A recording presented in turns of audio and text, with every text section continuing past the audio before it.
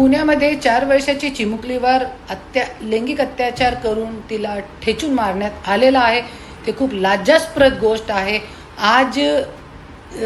आज आपले गृहमंत्री काय करत आहे आणि आज सीएम साहेब देवाभाऊ तुमचे काम चांगले आहे, खूप काही काम चांगले आहे, पण खूप काही कामामध्ये तुम्ही अकार्यक्षम आपल्याला दिसतोय. आणि आज महिलांच्या बाबतीत, छोटी चिमुकलीच्या बाबतीत मालेगावमध्ये आता हे घडलेला होता 5-6 महिन्याच्या अगोदर, आता परत.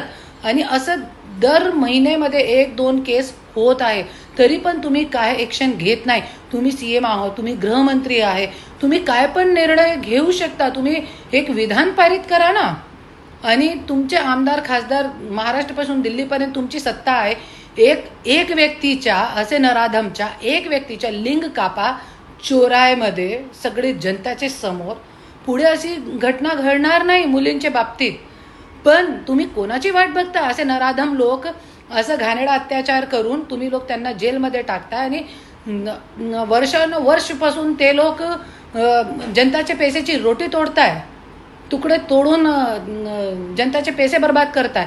आणि सीएम साहेब देवाभाऊ तुम्ही असे कार्यक्षम गृहमंत्री ठरण्यात आलेले आहे.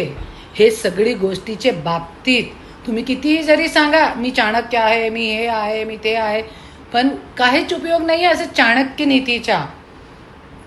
इथे तुम्ही महिलांच्या बाबतीत, लहान मुलगीच्या बाबतीत तुम्ही अकार्यक्षम गृहमंत्री, अकार्यक्षम सीएम ठरलेले आहे.